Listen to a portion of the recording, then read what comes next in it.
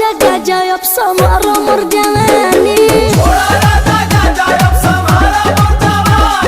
छोड़ा राजा गाजा अब समारो मोर जवानी।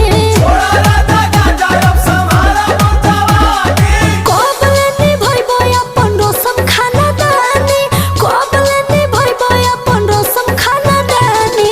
छोड़ा राजा गाजा अब समारो मोर जवानी।